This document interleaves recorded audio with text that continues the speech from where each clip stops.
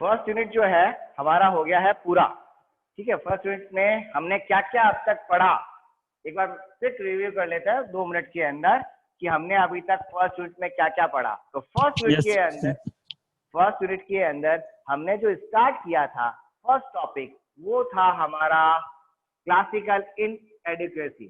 Classical inadequacy,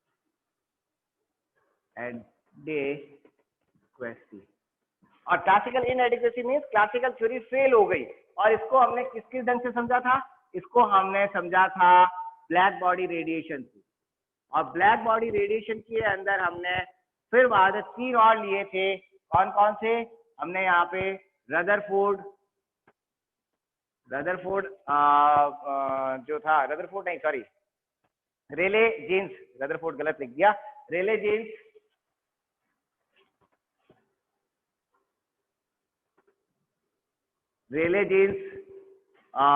law से। फिर दूसरा आया था हमारे पास में, दूसरा था वीन्स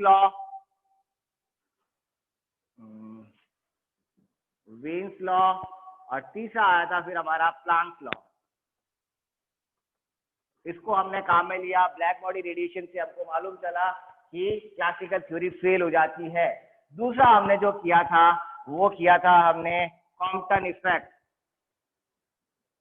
और कॉम्पटन इफेक्ट भी हमको ये बताता है कि क्लासिकल थ्योरी फेल हो जाती है, क्लासिकल थ्योरी वर्क नहीं करती है। फिर हमने और किया था deviation German experiment.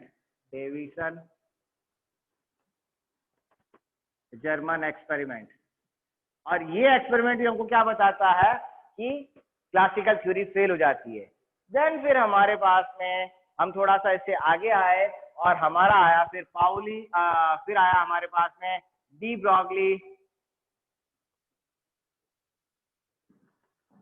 Broglie hypothesis की हमने बात की। डी ब्रॉगली हाइपोथेसिस क्या कहता है? ड्यूल नेचर होता है, और ड्यूल नेचर की हमने यहाँ पे बात की। ड्यूल नेचर के बाद में हमने उसकी एग्जिस्टेंस की बात की कि जो हमारा एटॉमिक स्ट्रक्चर एग्जिस्ट क्यों कर रहा है, क्यों वो सरवाइव करता है। हाइपोथेसिस से हमको एक्सप्लेन हुआ। और हाइपोथेसिस क्या कहता है? P = H/λ। इसको हमने काम में लिया। देन फिर हमने क्या किया इसके बाद में हमने हाइजेनबर्ग अनसर्टेनिटी प्रिंसिपल को देखा। और हाइजेनबर्ग अनसर्टेनिटी प्रिंसिपल हमको क्या बताता है? हाइजेनबर्ग अनसर्टेनिटी प्रिंसिपल हमको ये बताता है कि हम दोनों को दो कॉन्जुगेट क्वांटिटीज, कौन कौन सी? मोमेंटम हो गया और पोजीशन हो गई, दोनों को एक साथ में मेजर नहीं कर सकते हैं साइमल्टेनियसली। साइमल्टेनियसली हम एक्यूरेटली मेजर नहीं कर सकते, उसमें एरर रहेगी। और मिनिमम एरर कितनी रहेगी? h×2 के बराबर रहेगी। ये हमने यहाँ पर देखा था, और इसको मैंने समझाया भी था आपको, वेव के थ्रू बताया था, है ना। del P multiplied by del X, it is greater than or equal to h×2। it is greater than or equal to h cross, यानी कि मिनिमम इतनी तो अनसर्टेनिटी रहेगी, h×2 की अनसर्टेनिटी रहेगी मिनिमम इतनी। इसको हमने बात की थी। देन फिर हम आ गए थे श्रोडिंगर पे। श्रोडिंगर हमने सबसे पहले जो बात की थी, श्रोडिंगर वेव फंक्शन की बात की थी। श्रोडिंगर वेव फंक्शन है क्या, उसको देखा था।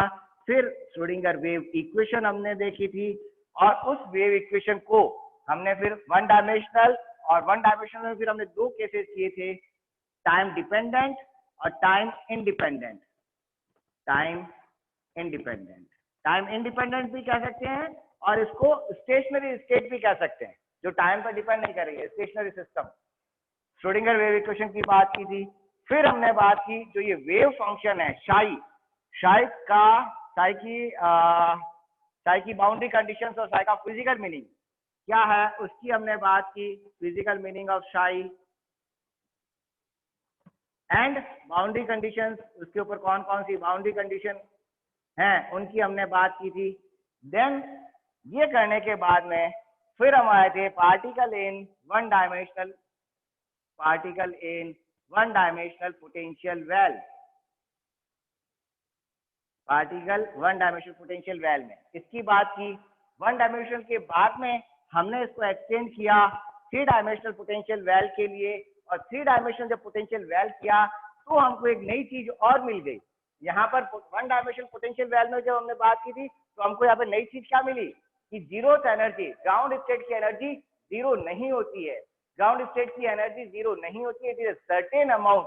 और वो अमाउंट हमको कितना मिला था, E इज इक्वल टू था pi square h cross square upon 2ma²। ये ग्राउंड स्टेट की हमको एनर्जी मिली which is not equal to zero, zero के बराबर नहीं है। देन इससे हमको एक चीज और मालूम पड़ी, जब हमने particle in 1 dimensional potential well किया था तब हमको एक और चीज मालूम पड़ी, एनर्जी लेवल डिस्क्रीट होते हैं, एनर्जी लेवल कंटिन्यूअस नहीं होते हैं, मोमेंटम डिस्क्रीट होता है। ये सारा यहाँ से हमको मालूम पड़ा। और एनर्जी लेवल डिस्क्रीट होने के बाद में भी क्या था, उनके बीच का गैप बराबर नहीं है। ये सारा हमने यहाँ पे देखा 1 डायमेंशनल पोटेंशियल वेल में। जब हम 3 डायमेंशनल पोटेंशियल वेल में गए तो इसके बाद में हमको एक यहाँ पे नई चीज और मिली कि कई ऐसे एनर्जी स्टेट्स हो सकते हैं जो अलग अलग वेव फंक्शन से रिप्रेजेंट किए जा सकते हैं, और उसको हमने नाम दिया था degenerate state. Degenerate state, the energy state having the same energy but can be represented by multiple of waves, by multiple of wave functions, उनको हमने नाम दिया था डीजेनरेट स्टेट। तो डीजेनरेट स्टेट की हमने बात की थी, और डीजेनरेट स्टेट से याद करो मैंने छोटा सा एग्जांपल भी दिया था, S orbit, P orbit, D orbit, वो ये था। देन उसके बाद में हम आए थे पोटेंशियल बैरियर पे, और पोटेंशियल बैरियर को तो अभी जस्ट हमने फिनिश किया है। पोटेंशियल बैरियर में भी हमारे पास 4 कंडीशन जो आज सुबह अभी थोड़ी देर पहले हमने बात की थी, E is less than V not, E बराबर V not, E greater than V not, और T बराबर 1। ये 4 कंडीशंस पे हमने पोटेंशियल बैरियर को स्टडी किया। पोटेंशियल बैरियर को करने के बाद में लास्ट जो टॉपिक आज हमने किया अल्फा डीके, अल्फा डीके वाला। तो ये अभी तक हमने जो क्वांटम फिजिक्स की स्टार्टिंग से मतलब क्वांटम फिजिक्स को हमने स्टार्ट किया और पोटेंशियल बैरियर तक की हमने सारी बातें करी। अब नेक्स्ट जो हमारी क्लास है वो आएगी, वो अब हम इससे हट जाएंगे दूर, अब थोड़ा सा इससे हम एडवांस में जाते हैं ना एमएससी में। और वैसे भी ये सारा जो भी हमने पढ़ा अभी तक पूरी यूनिट ये बीएससी की यूनिट थी। अब हमारे यहाँ पे पता नहीं क्यों डाल रखी है, अदरवाइज ये बीएससी की यूनिट है। इसको अगर मैं एमएससी में पढ़ाता हूँ या पढ़ता हूँ तो गलत है, ठीक है, कोई नहीं। नाउ नेक्स्ट, अब जो हमारा नेक्स्ट सेकंड यूनिट है वो हम बात करेंगे ऑपरेटर्स की। क्वांटम मैकेनिकल में हमको कौन कौन से ऑपरेटर्स काम में लेंगे। जैसे हमने बात की थी, हमारे पास मोमेंटम ऑपरेटर था, पोजीशन ऑपरेटर था, टोटल एनर्जी ऑपरेटर है जो अभी तक हमने कर लिया था, काइनेटिक एनर्जी ऑपरेटर हमने कर लिया था। तो हम ऑपरेटर्स की बात करेंगे। सेकंड, ऑपरेटर्स के बाद में हम उन ऑपरेटर्स के लिए, या जो हमारा ये जो शाई है, शाई का हमने किससे रिप्रेजेंट किया था, तो ये वेक्टर है ना। हम यहाँ पे डिराक रिप्रेजेंटेशन काम में लेंगे। डिराक रिप्रेजेंटेशन क्या कहता है, कैटन-ब्रा ऑपरेटर, कैटन-ब्रा उसमें वेक्टर्स में हमको इसको मैट्रिक्स फॉर्मेट में हम काम में लेंगे। अभी तक हमने मैट्रिक्स फॉर्म काम में नहीं लिया, अब हम मैट्रिक्स फॉर्म काम में लेंगे। और मैट्रिक्स फॉर्म का काम में लेने का मतलब डिराक नोटेशन को हम काम में लेंगे, कैटन-ब्रा नोटेशन जो है उनको काम में लेंगे। उसी के साथ में जब मैं कैटन-ब्रा नोटेशन को काम में लूंगा तो वेव फंक्शन के लिए मुझे एक नया हाइपोथेटिकल स्पेस क्रिएट करना पड़ेगा। अब ये चीज समझने की बहुत जरूरी है।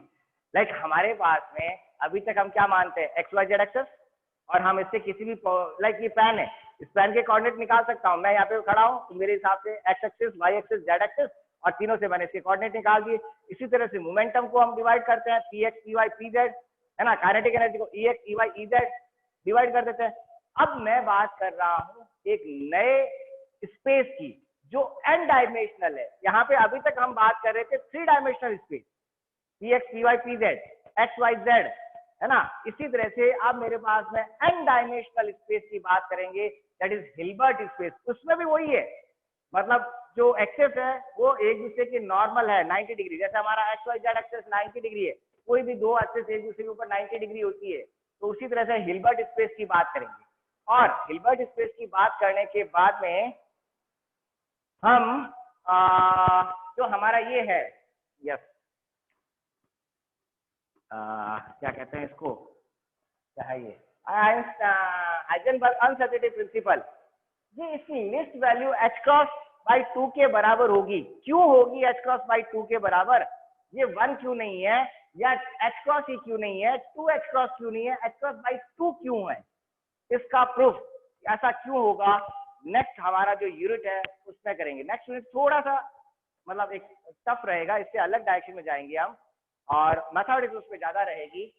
देन उसको मैं कोशिश करूंगा पीपीटी में बताऊं, क्योंकि उसके अंदर नंबर ऑफ स्लाइड्स भी बहुत ज्यादा है। तो यहाँ तक का इसको हमारा कंप्लीट, आज का टॉपिक, आज का यूनिट कंप्लीट हो गया। फर्स्ट यूनिट कंप्लीट हो गया।